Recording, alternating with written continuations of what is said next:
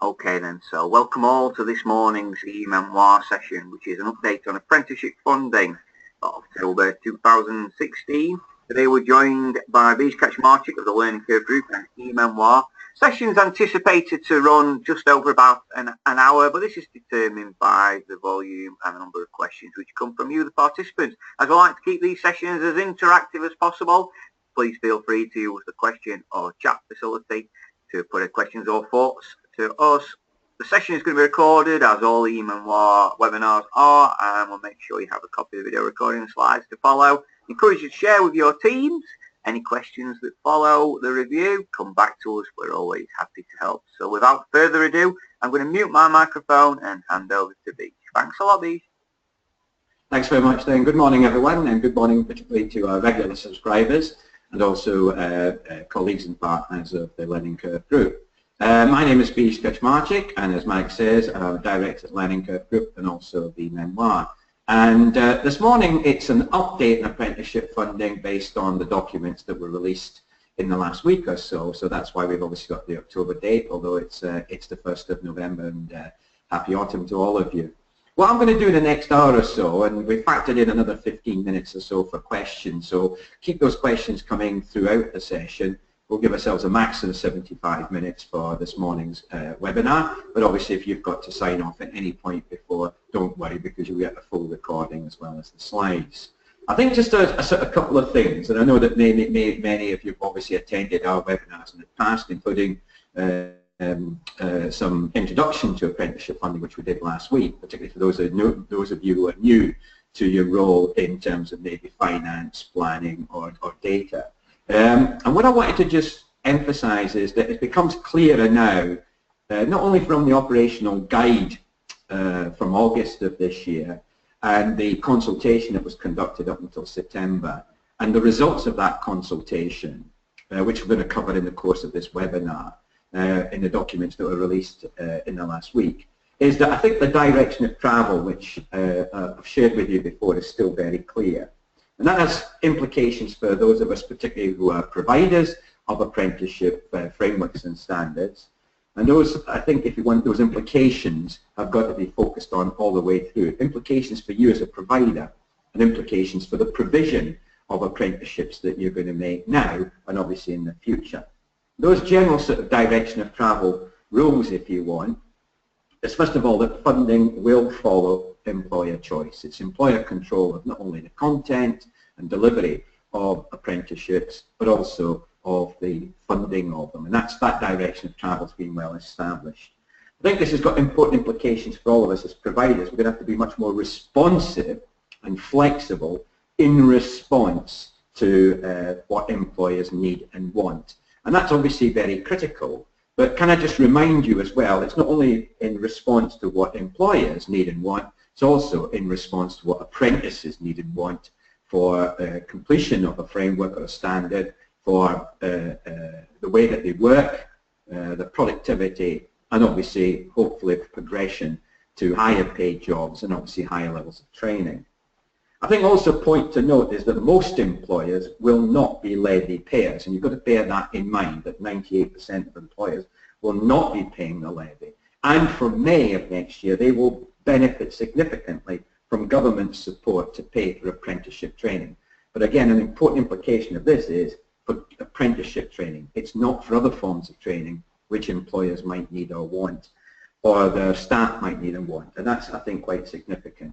Also, that in response to the consultation, the new support measures, which I'm going to cover today, have been introduced mainly for the delivery of 16 to 18 apprenticeships, and not only for 16 to 18 apprentices, but also 16 to 18 apprentices on frameworks. And a lot of the changes will not apply to the new standards. So you've got to bear that in mind as we go through the presentation. Now, you all know the background to it. It was clear in the summer budget that we would have a new approach to funding apprenticeships, focusing very much on the introduction of the levy from next April, with obviously implementation of the new funding system from May. And you can see also that would only apply to large employers in excess of £3 million in terms of their annual pay bill, broken down obviously into monthly pay bill equivalents of £250,000, and that would be set as a tax of 0.5% of their employer's pay bill, obviously paid on a monthly basis, and that all employers who are levy paying will also receive a tax-free allowance of £15,000. It's called a levy allowance, but that has the equivalent meaning that anyone up to 3 million in terms of their pay bill will not be paying a levy, and it will only be paid by those employers with a pay bill in excess of 3 million. And as I said already, that means that only about 2% of UK employers pay it. I think also to bear in mind that we're talking here about the English funding system, so everything we're talking about applies to only those staff who are employed and who live predominantly and deliver predominantly in England, even if their company or their employer might be a national employer. This means that there should be some extra funding of almost £500 million, particularly for adult apprentices, by 2019-20. This year obviously is a transitional year, so it's the last year where funding will be solely a grant, and obviously that does create quite a significant issue for providers. As you'll see later on, one of the issues you're going to be facing in terms of calculating the viability of your apprenticeship provision is that actually for a while 3 systems will be running at the same time, and I'll explain that later on. The expectation is that the levy will generate somewhere between 2.5–3 billion across the whole of the UK. Obviously we've got to reduce that for how much will be collected in England. But what was important was in March of this year, the government was clear in agreeing and confirming that it would top up whatever went into the levy funds from a large employer by an additional 10%, and that would be done into their digital accounts. With that word of introduction then, what has been clear, and even after the consultation, so wherever the consultation has produced exactly the same response as the proposal, and these proposals were made in August, then I'll cover those, but then focus on the changes, and that's particularly in response to your responses to those original proposals that were made in August. What hasn't changed is that this new system, although the levy will be introduced from April, the new system will be introduced from the 1st of May, and therefore any levy paying employers will be able to use money in their digital accounts from the first month that they declare their levy payable through the PAY system. So in other words, they declare it obviously in April, and then from May those funds will be available. What is also clear is that all apprenticeships started before the 1st of May, whether they be on frameworks or on standards, will be funded right through to their full duration according to the existing rules that apply to frameworks or the existing rules that apply to standards. And that's clearly why, you know, there will be 3 systems. One system applying to apprenticeship frameworks started before the 1st of May, the second system to standards started before the 1st of May, and then the new system which will apply to both standards and frameworks started after the 1st of May. So you can see that the new system will start to pay you, the providers, 1 month after the actual activity has been reported in terms of the actual payments into the digital accounts or the activity that you're doing with non-levy paying employers. So the start date is staying the same. What also stays the same is that the proposal was for simplification, and in terms of implications for us as providers, simplification is much more for the employer's sake, so that the employers, when they're negotiating prices for training, for assessment, and of course in the standards for endpoint assessment, they are able to negotiate a price that makes sense to them, a price that covers those costs of training, assessment, and endpoint assessment. So the simplification was much more for the benefit of employers.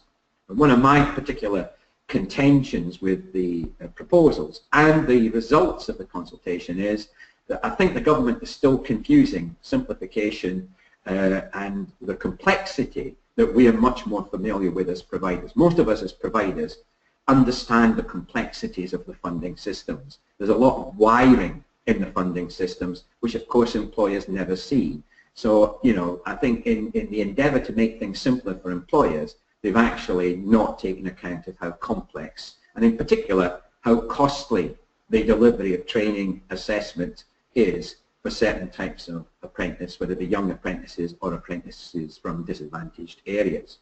So 15 bands have been proposed. Currently, remember, there are 6 for the standards, the Trailblazer Pilot, and of course a whole range of individual values from frameworks depending on not only the pathway, but what is inside a pathway. Even in a simple pathway like hairdressing or business, there can be so many different variations of vocational qualifications, such as the knowledge-based qualifications as well as the competence-based qualifications. Each one of those bands has been given an upper limit, and that upper limit will vary from £1,500 to £27,000. You're familiar with those. What is critical is that the simplification will mean that all existing and new frameworks and standards will be placed within one of these bands. And this has got, for me, perhaps some of the most important implications, as you'll be aware from all the other sources of information about these proposals. The upper limit of each band caps the maximum amount that digital account funds a levy-paying employer. So if it's £27,000 and that is the price that you negotiate, that's the maximum amount that will come out of the digital account. And also, it is critical also to understand that what was being proposed would be there would be no lower limit in any particular band. In other words, you would negotiate a price with the employer within the band, but you could not exceed, for purposes of either the digital account or for co-investment purposes, the maximum cap in any of those bands. There was an intention that there would be no minimum price. I know many of us were not happy with that, because that could possibly lead to significant price competition, which might have impacts for quality. But it's clear that in the documents that have been published, the government insists that it will continue with that particular policy. In other words, there will be no minimum value within the band, no lower limit within the band, and therefore it's really encouraging you, the provider, to negotiate with the employer within the band a price that reasonably and realistically reflects not only the cost of delivering that particular framework or standard, but also the quality that's required in terms of improvements in the learner's skills as well as improvement in performance.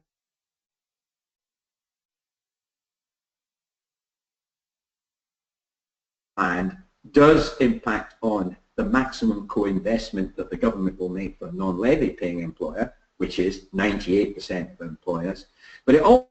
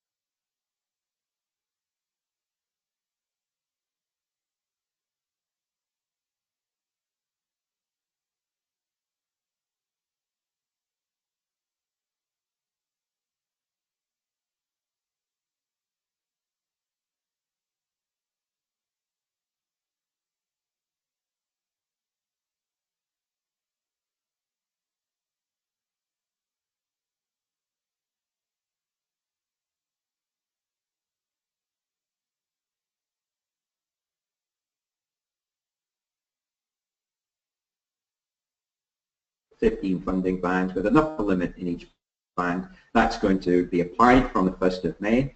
And that has impacts not only for levy-paying employers using their digital accounts, but also for those non-levy paying employers who will be getting a 90% co-investment from the government. This will also set the maximum price that you negotiate with those employers.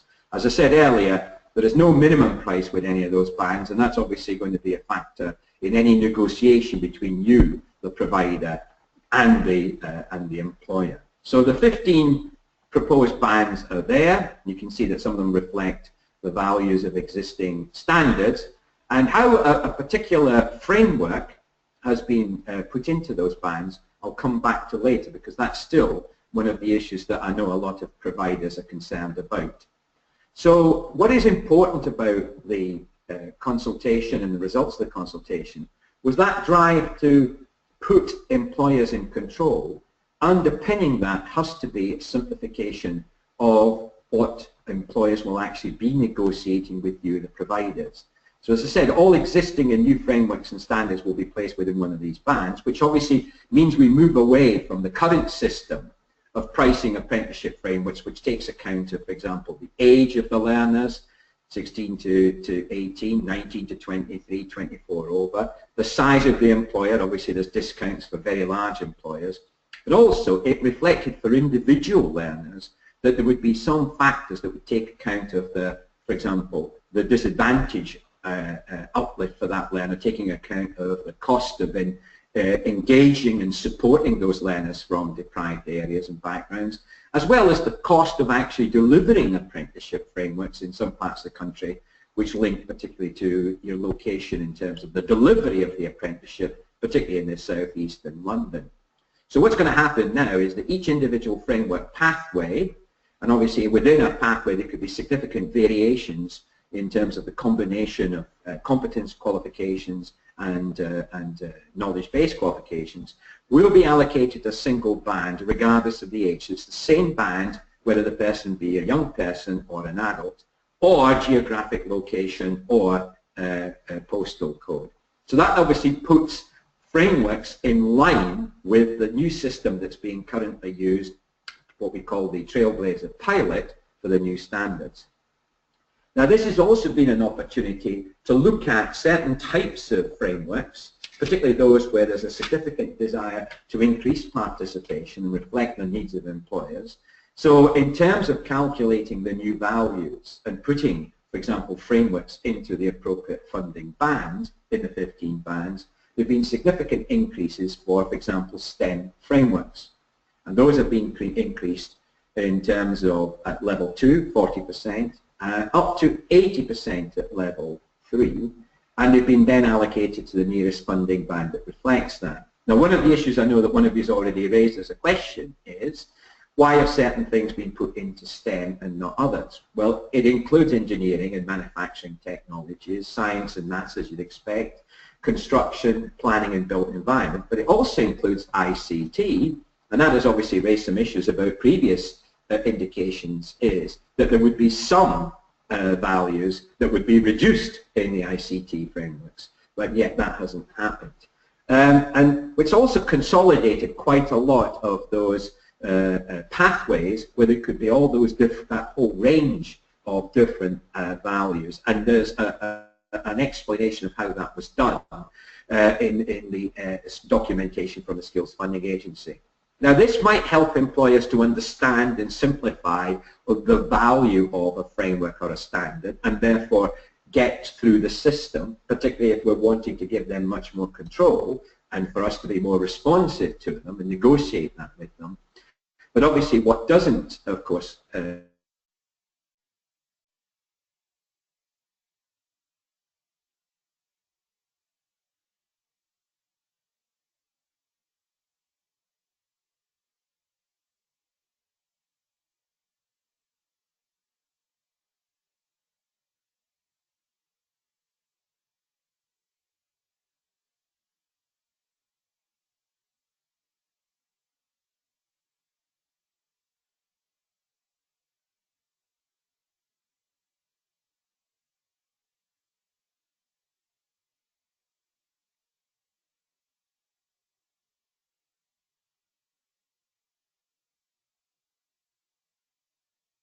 but it will also apply to the bulk of employers. That's the 98% that are not levy paying. And here we want to just have a few moments to reflect on the co-investment rate.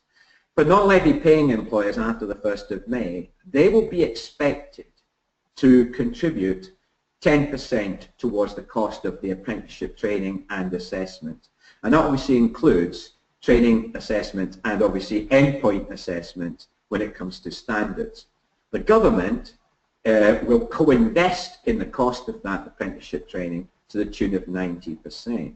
Now this is obviously quite significant when you compare it to current levels of co-investment for frameworks, which the employers are expected to contribute 50%, in some cases up to 60%, but obviously that's not always the case in terms of what we collect. What will also happen here is that this arrangement will also apply to a levy-paying employer, that's the larger employers, who have not got sufficient funds in their digital account, who want to maybe take on more apprentices. They will be able to grow their apprentices beyond the amounts in their digital account, again, with only investing 10%. Now, obviously, that could have quite significant implications. If there's only a certain amount of funds available nationally, that's in England, for apprenticeships, could the number of apprenticeships taken on by large employers mean that there's not enough funding available for small employers? And that is still, by the way, a concern that we have. I think the other point to note, in the first year of the system, obviously, not everyone is going to be using digital accounts, then employers will pay their co-investment share directly to training providers. That obviously applies to the bulk of non-levy paying employers. And I want to come back to how that's going to be collected and how it's evidenced. So just in case any of you have missed that, I think those 2 points are quite important. That for levy paying employers, the assumption is that they will be using the bands. For non-levy paying employers, we'll be using the bands, and that's for new starts from the 1st of May. But for non-levy paying employers, there's an expectation that the co-investment rate from the employer will be only 10% and the remaining 90% from government funding. Now, a whole lot of different things are occurring in terms of support. When we start looking at what we call the support payments or additional payments, we used to call them incentives, then the first thing to note is that it was proposed and it's been agreed that if an employer takes on 16 to 18-year-old apprentices, irrespective of whether a levy-paying employer or a non-levy-paying employer, they will receive some additional payments to cover the extra cost of employing and supporting those 16 to 18-year-olds. And we know that there are significant additional costs that's been reflected in the current system for frameworks which fund 16 to 18-year-olds at a higher rate than the rate for adults. Now this was being proposed as an additional payment, a flat payment by the way, irrespective of the size of the actual framework or standard and irrespective of the band, of £1,000 being paid to the employer and £1,000 being paid to the training provider. Now these would have been paid in initial instalments of 3 and 12 months. Initially, by the way, they would be paid to you, the provider, and then you would pass on the employer's £1,000. By the way, something that wasn't made clear at the beginning, but I think is still important for you to note, is the employer can, of course, redirect this payment back to the provider if they think they're getting added value, or if it reflects, for example, some of the costs that you perhaps have shared with the employer. So again, it is possible for some providers to end up with not £1,000, but potentially up to £2,000 that would then be added to the funding band value that they negotiated for that 16 to 18-year-old apprentice. Now I think the implication of this was this then had to be compared to what you were previously being paid for 16 to 18 apprentices, who remember were fully funded, whose rate was at least 7% higher than a fully funded rate for a 19 to 23 apprentice. But what is critical here was that that left big gaps, and I think we've already rehearsed how some 16 to 18-year-olds would be significantly less well funded under the new system compared to the old system. So in response to that, and I'll pick this up later on, what has been proposed as a, if you want, an automatic, what do you call it, an automatic 20% uplift to the band value for a 16 to 18-year-old only on frameworks. Now, Laura, you've asked a question, is the 20% uplift for 16 to 18-year-olds on frameworks automatically 20% of the upper limit, or is it 20% of the price negotiated if lower? It is 20% of the maximum uplift would be the band value, in other words, the upper limit. When it comes to the application of it, and I'll pick this up in a few moments, it could be, of course, very different if the price that you negotiate is lower than the maximum value. And of course, that is why when you're modeling this, is which price do you use? Do you use the upper limit price, or do you use a more realistic indicator of that price? Because obviously 20% will be applied to whatever is the price that you've negotiated. So it's a good question, and I'll come back to that, Laura, in a minute. I think a more important note here was the support, which was very critical for encouraging the employment of younger apprentices, which would only apply to those smaller employers with less than 50 employees. We know they're critical for getting young apprentices into the system, 16 to 18-year-old, and what's being proposed there is that for them, from the 1st of May, they're not required to make any.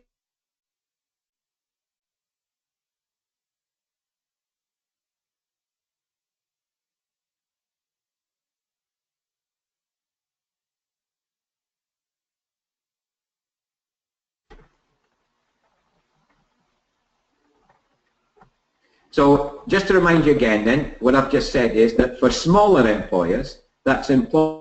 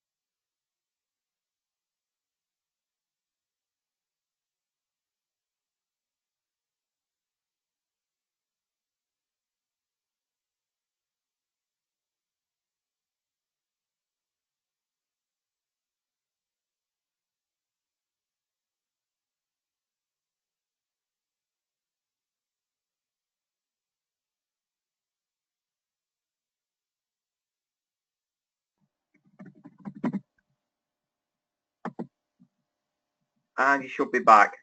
back on, yeah. Okay, thanks very much again. We'll make sure that we most likely move into a dial-in system just to stop it happening, but we seem to be having some problems with the atmospherics here.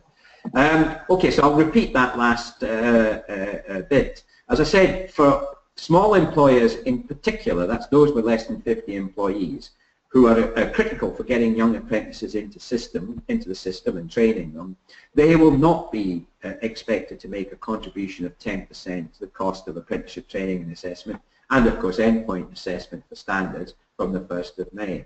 By the way, this is also extended to all apprentices aged 19 to 24 with an education and healthcare plan, or 19 to 24-year-old care leavers. So that's that wider and broader group that are going to be subject to that's 100% of the costs being covered.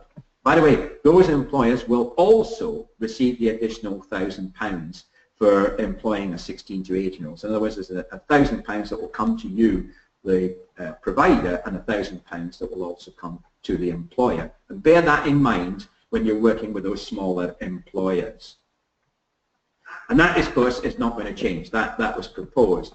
What was clear is that there would be a whole range of additional support for apprentices that had those additional needs. And this applies to all employers, by the way. whether you be a levy-paying employer or a non-levy-paying employer, they would receive the same additional payments as for recruiting 16-year-olds to 18-year-olds if they recruited an apprentice with an education healthcare plan. And I know one of you has already raised the question, you know, how do we get those education healthcare plans? Why is it some local authorities will not issue them to anyone that's over the age of 18? That's a separate issue, and I think that should be picked up between you and the local authority that apprentice is resident in. This is also extended to 19 to 24-year-olds who've been in local authority care. Now, what is important here is that these additional payments, by the way, are in addition to whatever is in the digital account. So they are not coming out of the digital accounts. So these are government funded and will be coming to you, the providers, directly from the government. And obviously, in the case of the £1,000 that's then directed towards the employer, that's your responsibility. Also, a more significant issue is what about the number of apprentices that have individual learning needs, dyslexia, disabilities, hearing impairment, sight impairment, learning difficulties, etc. Those will still be able to be funded for any additional costs that's on top of the cost of training and assessment to a maximum of £150 per month. And obviously that will be claimed through the normal system, through the ILR, and again against evidence that you've got of that person's learning difficulty or disability. Again, this will be paid directly to you, the provider. So when we're looking at these additional payments, which one of you has already asked, these will be coming to you, the provider, and not to the employer. If you find that the learner, that the trainee has got additional costs in excess of £150 per month, then you will have to keep evidence of those excess learning support costs and claim them on the basis of that evidence through the earnings adjustment statement, which, if you're not familiar with, go and have a chat to your MI manager, the Management Information Manager, who will explain how that works and how frequently that is claimed. So you can see there that in addition to the age of the apprentice, the size of the employer, the individual circumstances of the apprentice, and last but not least, the additional subjects that would be required in a framework, the English and Maths for all employers, large or small. And here I'm talking about the functional skills at level 1 and 2, whatever is required for the framework on the standard. These will be paid directly to you, the providers, at a set rate for all age groups. There's no distinction here between age groups, of £471 per qualification. And again, this will not be deducted from the employer's digital account. So in response to the question that was posed before, these are additional payments. And sometimes it's good to sort of factor in these additional payments when you're looking at how much you're likely to be earning as a provider from the recruitment and retention of apprentices. Now, there's no mention here of ICT in the framework. At the moment, we expect those to be continued to funded at the existing rates, which are just around over £220 per level. So you can see that there are quite a lot of additional payments coming to those employers. The other proposals, by the way, coming to you, the providers, sorry, not to the employers. The other proposals for cross-border training, for example, you know, taking account of the fact that the majority of your learners should be working in England, even if they live in a different part. Where is the predominant place of work? Where is the training being delivered? Retraining, which of course gives you the opportunity to work with employers who might not only be taking on new apprentices, but thinking of retraining existing staff, sometimes at a lower level from what they've already qualified. These flexibilities, by the way, are being retained. What is also being retained is the decision to not allow a transfer of digital funds from levy-paying employers to, for example, other employers in the supply chain until 2018, and that will also be only at a maximum of 10% of the annual funds going into digital accounts. And obviously that will also apply to apprenticeship training agencies and, you know, the normal state aid rules. But of course we don't know how that will continue after Brexit. So those proposals, by the way, remain the same. So let's just now sort of think about what the implications are. We've said if you're a provider, funding will follow the employer choice. You have to be much more responsive to employer needs, but most employers will not be levy paying. So if we look at all those employers, whether they be levy paying or not, what will be critical here to understand is that this new funding system, what I call System 3, will only be applied for those learners and those apprentices that have been recruited after the 1st of May. For all those that were on apprenticeship programs, whether it be frameworks or standards before the 1st of May, they will continue for the full duration of their program to be funded at the rates that currently apply and with the conditions that currently apply, and those are the conditions that normally apply to apprenticeship frameworks and standards. Now what is critical here is that means at the same rates. So there could be therefore 3 systems where you've got someone on a framework, for example on an existing hairdressing framework with 16 to 18, funded at £7,201 without the uplifts, and yet would be funded at the new with the new model, if they were 16 to 18, at £4,600 in terms of what you're getting. So you can see that even with those, without any of the complications, you'd have 2 rates, and yet they're doing the same framework, one before and one after the 1st of May. One other thing to note, by the way, if the employer pays the apprenticeship levy, they will not be able to use the funds in the digital accounts to pay for any apprentices that were recruited before the 1st of May. Remember, this only applies to new starts after the 1st of May. One of the points, by the way, that Pauline's asked is in terms of functional skills, will there still be a requirement for those that have achieved level 1 to be working towards level 2? The answer is yes. Those conditions that say that if a learner, for example, has achieved level 1 functional skills and they're doing an intermediate apprenticeship, you should be offering them the opportunity to work towards achieving a level 2. That will continue to apply. So there's no difference in that.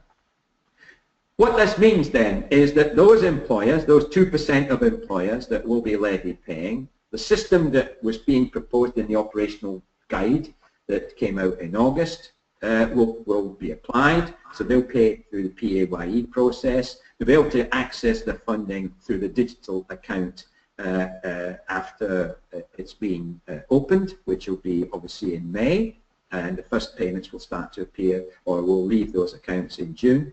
And of course the expectation here is the digital apprenticeship service will be fully functioning, and by January of 2017. That's a different set of issues, but I'm sure costs have been allocated to that particular activity to set it up and to get the software right. And the large employers will be able to see funds in the digital accounts a few days after the pay bill's been confirmed. What will then happen is the 10% top-up will go in from the government, and then to be able to use that to pay for training and assessment on a monthly basis up to the maximum fund in any band value, so the maximum funding band. Obviously, they'll negotiate those prices with the providers. If they wish to exceed the price, in other words, the price exceeds the funding band maximum, then they'll pay you for anything above that funding band maximum directly, and that's something you'll negotiate with them. Be interested to hear if that happens. Now, originally it was proposed that once the money went into a digital account, say in month 1, the employee would have to have spent that with the top-up within 18 months. So if they hadn't, say by month 20, in effect they would have lost it.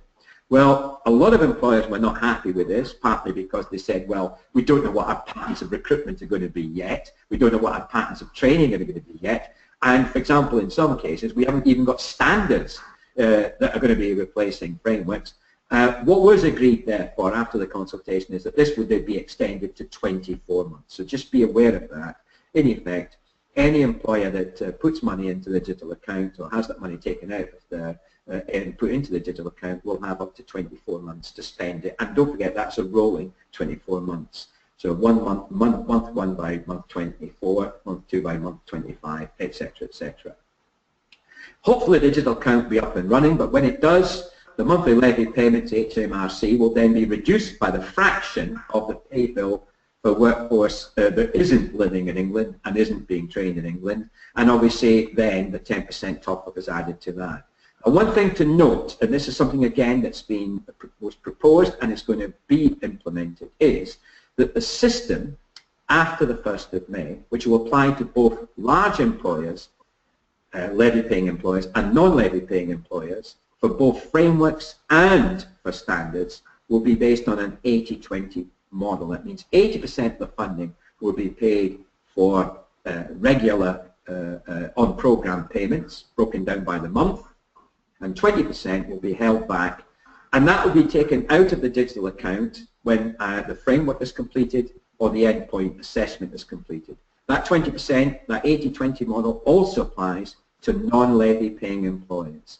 Now, as I said, originally the digital account would have meant that money would have disappeared after 18 months if you hadn't spent it. By the way, on apprenticeships, remember, this is only for apprenticeships, that's now been extended to 24 months. And the new online calculator, by the way, which I suggest you'll have a good look at, will actually show how an employer can work out how the system could work for them, taking account of the changes that have just been announced. So this is how it might work for a levy-paying employer whose annual pay bill is 5.4 million. And I've assumed in this case that the pay bill is spread evenly over 12 months. The levy at 5% would be 27,000. They have a tax-free allowance. Remember, this is not a cash payment. Tax-free allowance in effect of 15,000 means that they'll be expected to contribute £12,000 over the course of the year into their digital account. The government will then top this up by another 10%, and then you can see that the top-up is there, the levy payment is there, and therefore the amount that they've got available to spend up to the maximum funding band for any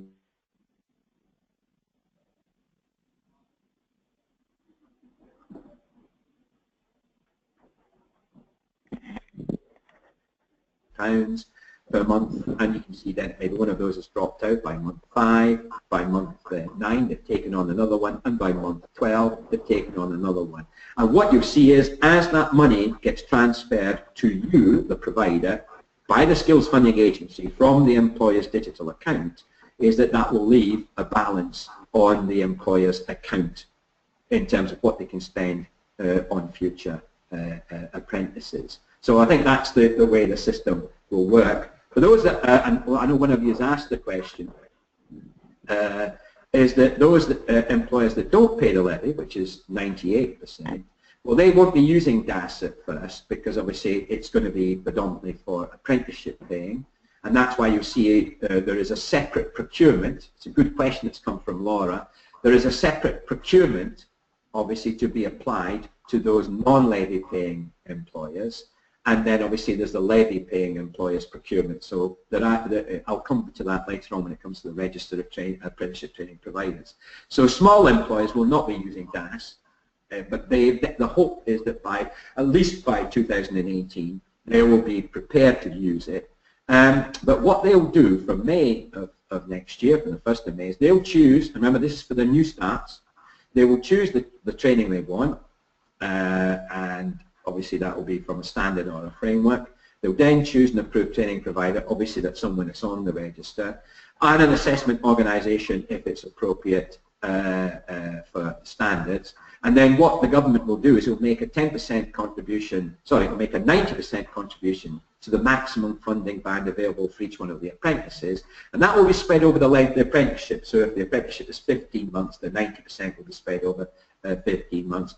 But don't forget that 90% contribution from the government is subject to 80% on a monthly basis to reflect retention on program payments and 20% to reflect the completion payment. And obviously the 10% that the employer will negotiate with you, the provider, this will be paid directly to you by the employer against a payment schedule agreed with you. And obviously this has to be verified by you through the, what do you call it, through the ILR. So I think what is critical here is that the government will pay you the full 90% spread over the length of the apprenticeship on full completion. What the employer pays you, that you negotiate with the employer, and we're assuming up to a maximum of 10%. It could be more, it could be less. And by the way, what's not clear here is, do you need the 10% to come in to get the 90%? Apparently not. It looks as if the 90% is paid to you. What you'll then have to evidence is a financial transfer, possibly against an invoice, from the employer to you. In other words, it's got to be a cash transfer from the employer to you, but there's nothing in the guidance, by the way, says that that must be 10%. In other words, to get the 90%, you might not necessarily be required. Then obviously what you'll find is that that's going to be quite a different sort of set of negotiations and discussions. A good question there for Mike.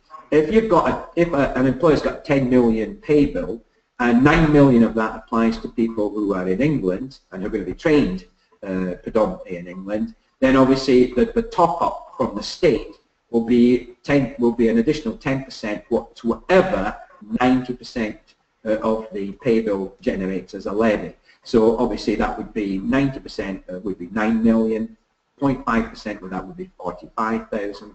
45,000 less 15,000 is 30,000. 10% of 30,000 is 3,000. So yes, Mike, the employer's digital account will show over a year £33,000. So that's obviously taking off that proportion of the staff who are not employed and working in England. So that's the way that system would work. So if we then look at how this might work for a non-levy paying employer, say you choose an employer in band 8 with a maximum price of £6,000, you negotiate a price with the employer of £5,400.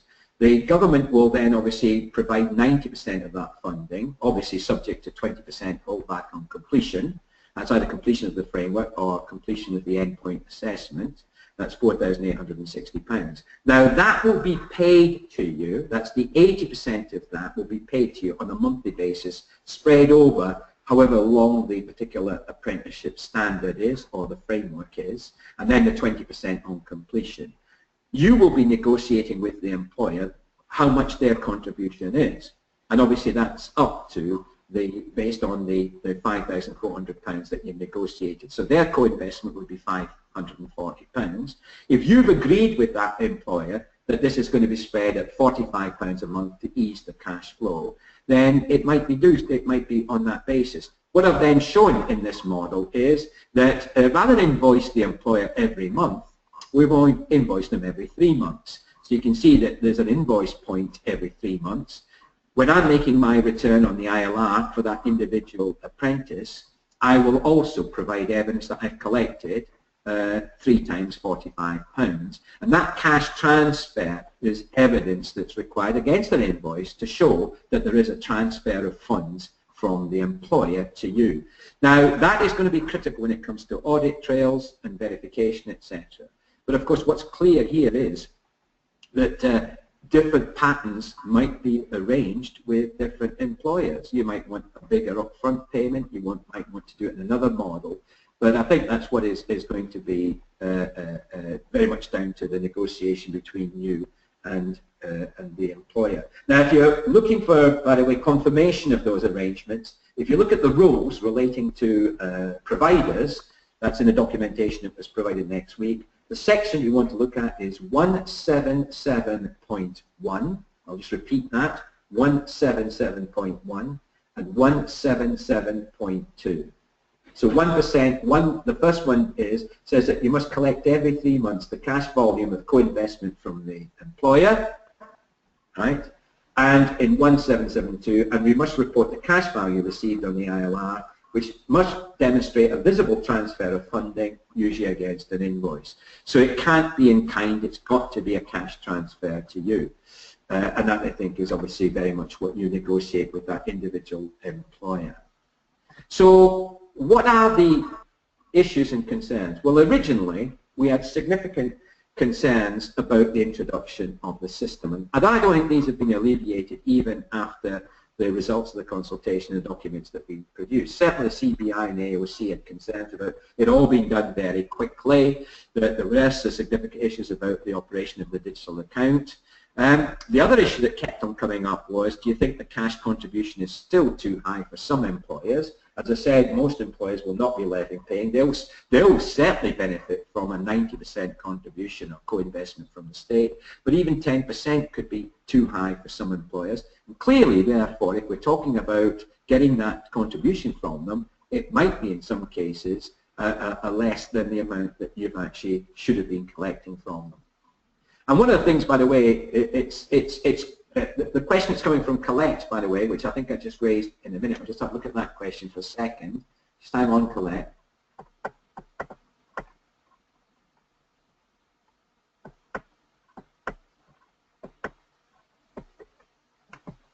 So Colette's saying that, for example, you're already running, let's have a look. You're currently running Trailblazers. In order to get the payment from the SFO, you have to declare on the ILR that we've received payment from the employer, and the amount received is dependent on the amount the skills funding agency pay us. Is this the amount that you receive from the employer, or is it the amount you receive from the SFA? Because obviously it's a £2 for £1 model there. So for every pound that you get from the employer, we're assuming you get £2. So can I just check with Colette, what you're saying is that currently you will receive only £2 for each £1. So if the employer pays you less than what is in one of those bands, you know, if they don't pay you 6,000 but 5,400, then obviously you would receive the proportionate amount of that, which would be 2 times 5,400 rather than 2,000, 6,000. That's how it applies currently on the standards. As I said, that thing about the 10% contribution, there has to be evidence that you're collecting it. The 90% will be paid to you against a profile that reflects, first of all, the price, and then the 80-20. And obviously, I think there'll be reconciliations that has to be done there in terms of how much you're actually collecting from the employer.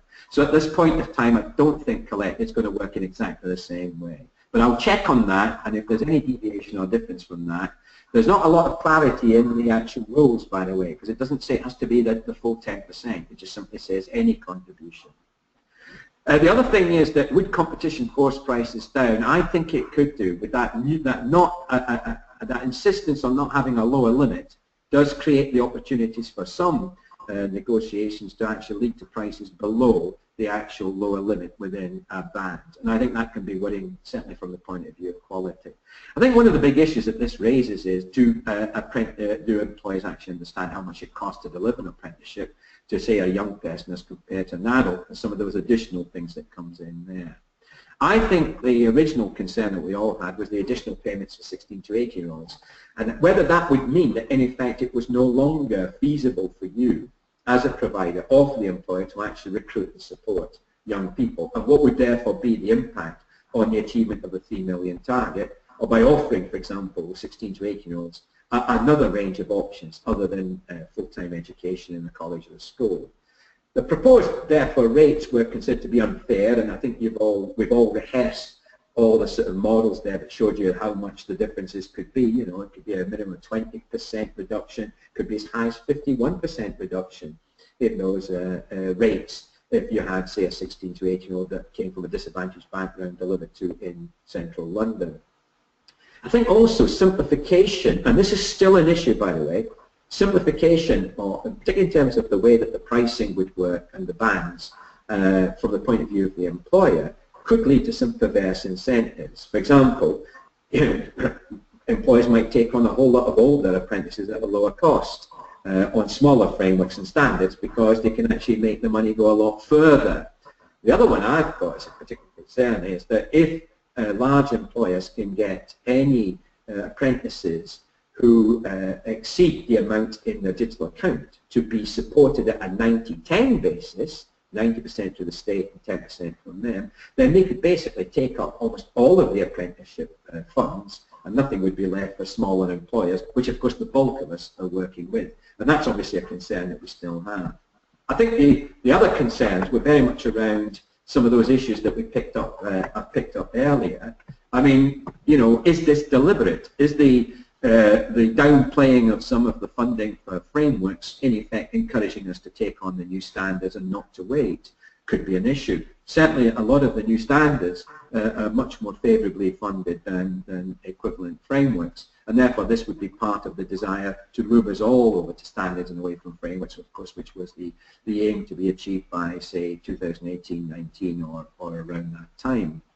I think also there could be significant game playing here. You know, employers not taking on apprentices now at the arrangements that apply now, either for standards or for frameworks, until later, but at the same time you would like to perhaps take on as many young people as now as possible while the funding rates are more variable, rather than take the risk when the new system comes into place on the 1st of May. I think the removal of cost elements from simplification, which has already happened with standards, which we now apply to frameworks, does have obviously implications for social mobility. And you know that tomorrow the MP for one of the central London constituents will be raising quite a lot of issues in Parliament when there is a special debate in one of the committees on what's being proposed. This is it obviously is one of the most recent, one more recent meeting, because there have been several meetings to look at that, and there's been certainly significant concerns expressed, particularly for those apprentices who come from disadvantaged backgrounds where the delivery has been, where area cost have been a critical factor.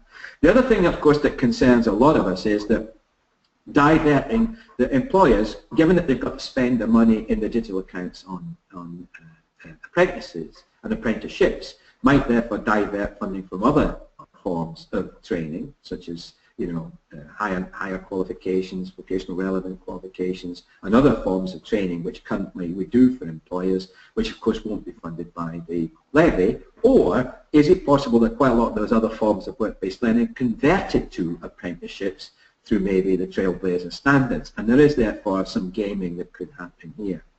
One of the other concerns, certainly from us, and this was not in the proposals for the funding system, more in the proposals for the Register of Apprenticeship Training Providers, was of course the original implications of the subcontracting arrangements would have in terms of not making it possible for the same number of subcontractors to be active, and that would have implications on the supply and demand for apprenticeships. I'll come back to that in a second.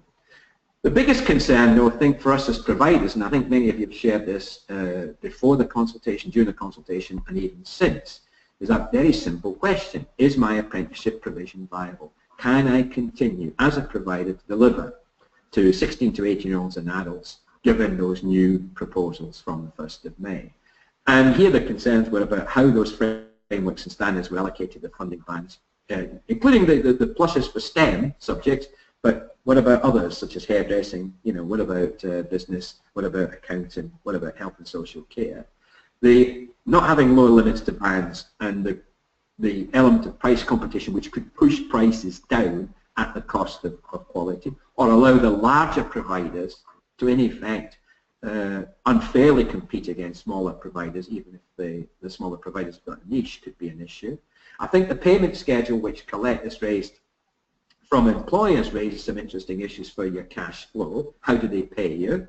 And even going 3 months, even if they pay you every 3 months, that still incurs some sort of cost for you. What a lot of people didn't pick up was the 20% completion element, which is either completion of the framework or completion of the endpoint assessment, which applies to all new starts after the 1st of May, whether they be on frameworks or standards, whether it be in large employers or small employers. I think the biggest issue certainly for some providers has been the removal of those cost factors, which I often call the wiring that us as providers have understood. We didn't necessarily have to share these, and I disagree with the comment made in the documentation that says that this was too complicated for employers. We didn't tell employers, and we certainly didn't always need to tell them, that learner might be able to draw down a disadvantage uplift or whatever, because it was more of an impact on our own cost as the provider and less on the employer. Do these additional payments, whether they be for English and Maths? Well, for example, there's a classic example. English and Maths functional skills are funded at 471, and yet if they were delivered in a classroom, the minimum would be 724. So again, is that the real cost of delivering high quality functional skills, as one of you has already raised, especially if we're encouraging people to move from functional skills level 1 to level 2, irrespective of the size or level of their framework or standard. And certainly do they reflect the real cost of engaging and particularly supporting those learners that have additional needs. My biggest concern as a provider is that from the 1st of May we'll have 3 systems running at the same time. Existing frameworks, existing standards, as Colette said, with obviously the £2 for £1 assumption, and then the new system for both frameworks and standards for any starts after the 1st of May. I'm sitting there as maybe the, as a provider of hairdressing, and I'm saying, right, I've got my existing 16 to 18-year-olds on a framework funded at one rate, any new starts after that on a much lower rate, and even if I take account of some of these additional payments, there could still be somewhere between a 36 and 51% fall in the rate of funding for a 16 to 18-year-old on, say, a level 2 hairdressing framework. Why is that? How is that going to affect viability? And how is it going to affect, for example, the rates that I'm going to then be able to pay for my assessors and my tutors? So the revisions which I talked about earlier, I just now want to sum up. So in summary, what were the main results of the consultation? And this applies to 4 things that we've already covered. The funding of frameworks delivered to 16 to 18-year-olds, the additional support in the areas of disadvantage, which I want to focus on a bit, the expiry of funds in digital accounts, which has gone up from 18 to 24 months, and then for the last few moments, the register of apprenticeship training providers. But there's been a couple of clarifications. Now, I've already sort of shared with you what I think the implications of that for providers are and for their provision. But just looking at the first one, which is the funding of frameworks delivered to 16 to 18, we know that those concerns were expressed. They're going to retain the £1,000 payment, incentive payment, irrespective of the band that they're in. Remember, this is a flat rate, so unlike the standards, which are in the pilot, for example, of Trailblazers, which the actual incentive payments vary depending on which one of the 6 bands, this is a flat rate. That's quite interesting and quite important. But obviously, they will retain them, and that's extended not only to 16 to 18-year-olds, but obviously 19 to 24-year-olds with education and healthcare plans or formerly in care. And then we've got this 20% payment for that particular framework, based on the price that the employer and provider agree for training. So it's absolutely no more than the 20% of what's in the 20% is applied to the funding band maximum for that framework, but obviously it has to take account of what was actually then the price that was negotiated. So as I said, I'll clarify that point, have a good look at the detail to make sure that that's correct. But also that would be paid in addition to those £1,000. Now these will not come out of digital accounts. And the problem we've got here, of course, is this a permanent change, or is it just something that's going to be there implemented for a while? And our concern is that almost all the indications are either that some of these changes will only be applied for a year while more research is done, or only be transitional. Again, as things change, as people move from frameworks to standards. I think the biggest area that raised this from the point of view of providers was we had significant concerns over the factors that, such as disadvantage uplift and area cost uplift, that reflected the additional cost of supporting employers from disadvantaged backgrounds or deprived backgrounds. And what, as I said, was agreed is that there would be some kind of retention for frameworks only. Remember, this doesn't apply to standards because it hasn't been applied to standards. Remember, standards do not have disadvantage uplift or area cost uplift. A simplified version, and I'm contending simplified system. Most of us understand the existing system. Most of us understand that a proportion of postal codes currently can draw an additional bit of funding for that individual, somewhere between 8% and 30% of the value of the program they're undertaking it. So I don't think it's a simplified system saying that we're going to have 3 payments, one of 600, one of 300, and one of 200, based on the most deprived postal codes. This was trying to get, certainly for 1 year only, the same level of funding roughly that's attached to current. And I can't see it. I've modelled it several times, I can't see it. So, for example, for the most deprived 10% of postal codes, based on the index of multiple deprivation 2015, there'd be an additional flat payment of £600. For the next 10%, payment of £300, and for the next 7%, because roughly 27% of postal codes are indicators have got significant indicators of multiple deprivation, that would only be £200. Now again, this extra £60 million in the pot is in addition to what is collected through the digital accounts. It's not actually coming through the digital accounts. Again, one of the things that certainly in modelling if you want I think one person describing as post U-turn rates is that they still don't make up for the difference compared to, say, the system we currently use. I mean, when I responded to these proposals, my idea was, why don't we keep all the wiring the same, area cost uplift, disadvantage uplift, pay those directly to the providers, who after all will often do that work. So like the English and Maths and the learning support, and then keep it direct, simple for the employer from the point of view of the pricing and negotiate for the training and assessment with the actual provider. But obviously not. That wasn't picked up. The expiry of funds I've already mentioned. That was going to be 18 months. There was concern. That will now be 24 months. And just a couple of points, because one of you asked, what about the Register of Apprenticeship Training Providers? What's been agreed there in the separate documentation is a really natty sort of 8-page summary of what's been agreed there for providers, is that they're going to stick to 3 application routes. And by the way, this will be applied obviously now, because the register is now open, and it will be open in the first instance to the, I think it's the 25th of November, 5 o'clock on the 25th of November, but I think there'll be, I think 4 times a year it will be, there'll be new applications. The application routes are as were recommended, as were proposed, to be the main, which I think most of us will be going for. This is selection by levied employers to deliver apprenticeships, or to be selected by another main provider to work as a subcontractor. And here, of course, there's no limit to the value of how much that contract can be. I would suggest that most of us that are listening in will be going for this. If you want to be a delivery partner, where, for example, you don't want to offer the whole of a framework or standard, but maybe a specialism, or only deliver as a subcontractor up to a maximum value of £500,000, then you might choose to be a delivery partner.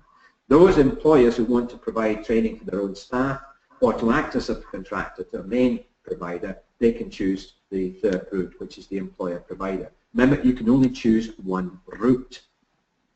Now, what's quite critical here, obviously, is that what the original intention was that all providers, irrespective of the value of what they were doing, even as a subcontractor, would have to apply through the register, and I'll come to what that meant. What's also been retained is the 3 parts of the application: the due diligence test, what the nature of the organisation, its past history; financial health test, which will be more rigorous, certainly applied to training providers; and then obviously the qualities, capacity and capability, which would all have to pass. They've also retained the grade 4 limitation, and remember just what that means. If you've got a grade 4 currently for your apprenticeship provision, will not be able to apply to the register. If you've got a grade 4 for apprenticeship provision, you will not be able to apply. If you've got a grade 4 overall for your institution, that means your institution is deemed to be inadequate, but you've had a better grade for your apprenticeship provision, you'll be able to apply. So if you had a grade 2 or a 3, you will apply. I still have concerns about the quality of what that might be, given that the overall organisation is a grade 4. But just remember that. As one of you already asked, the procurement process for levy-paying employers will start. What about those of you who will be working predominantly non-levy paying? There will be a special procurement that's opened up now, with again 25th of November as the first point to which it closes, for all of those who want to deliver apprenticeship training to non-levied employers, and that I think will be the bulk of this.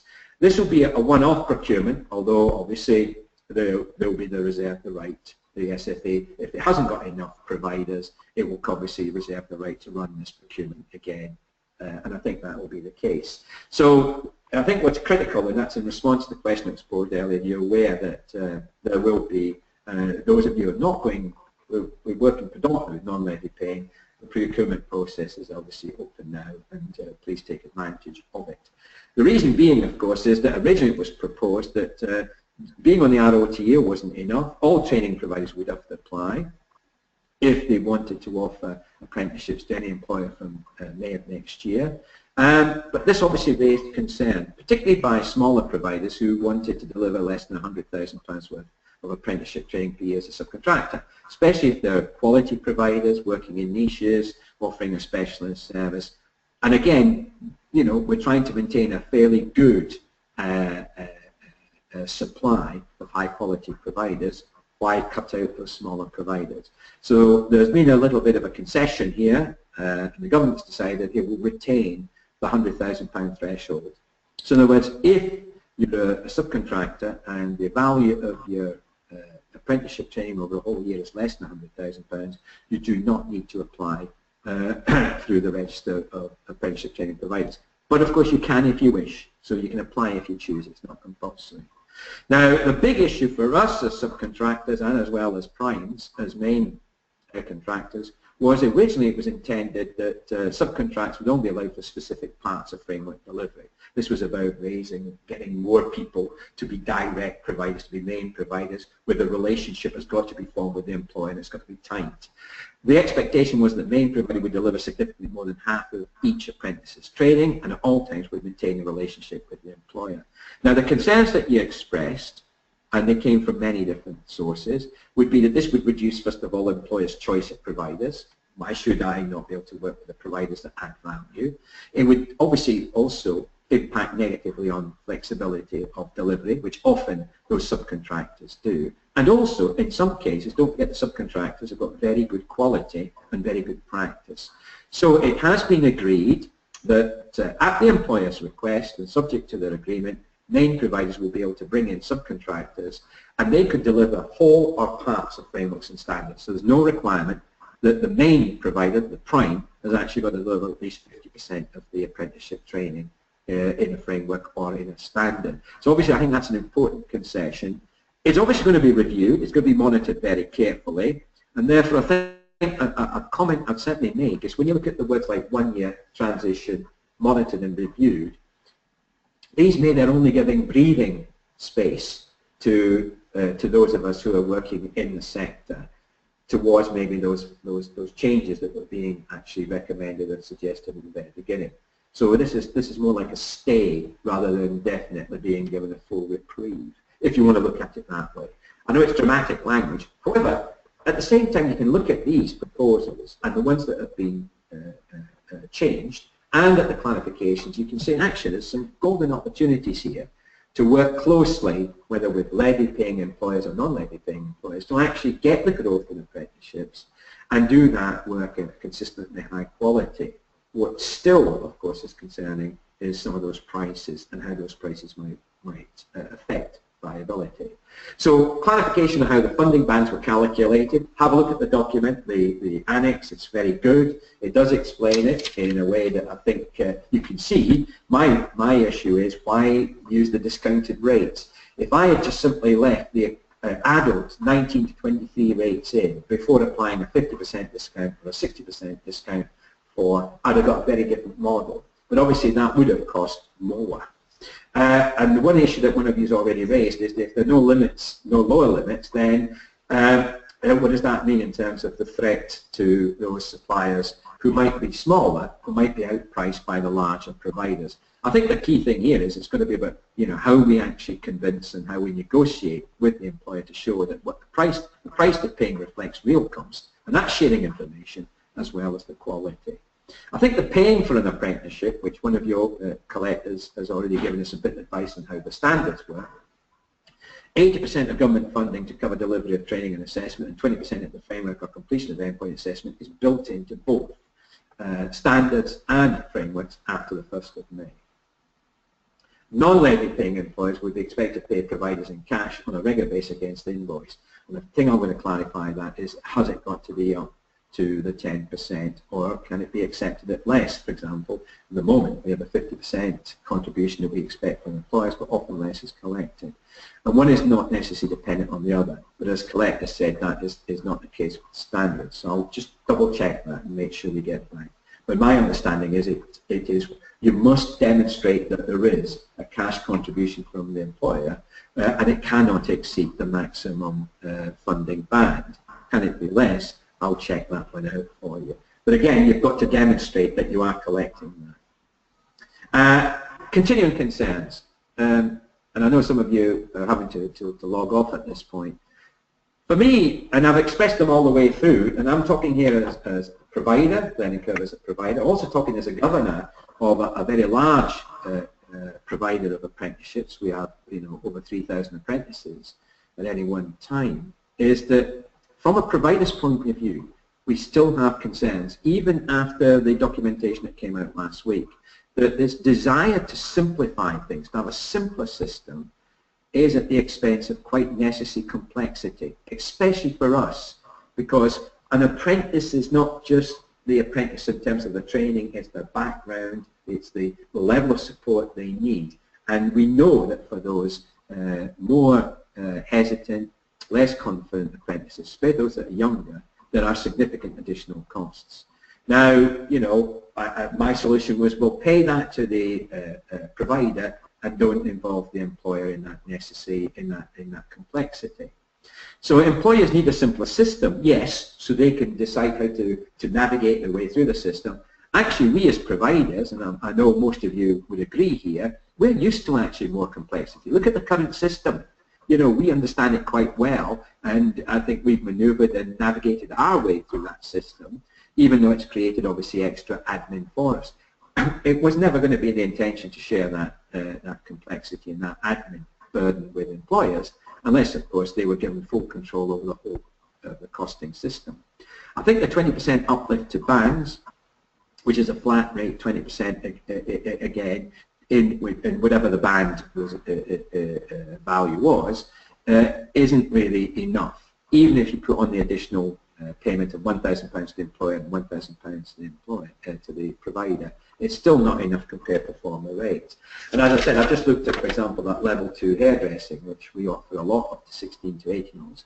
But if we had, for example, you know, a 16 to 18-year-old, even without the uplifts, and they completed it successfully, it'd be £7,201.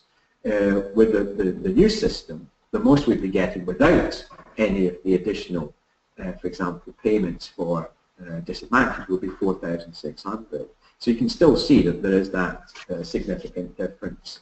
I think the other thing to note is most of the changes after consultation affect frameworks, which of course will gradually be replaced by standards, to which of course some of the changes don't apply at all. So the 20% doesn't apply. So the difference here is that gradually this will actually cost less as those frameworks are replaced by standards. Now, the key point I want to make here is, hopefully, when they are replaced by the standards are at a higher rate than the existing frameworks to reflect not only the increase in content and much more content, the increased cost of, for example, endpoint assessment, but also that there are going to be, in some cases, going to be longer and take longer to achieve the actual standard, so that if you want beefing up. So some of the changes only apply for 1 year or transitional or subject to frequent monitoring, etc.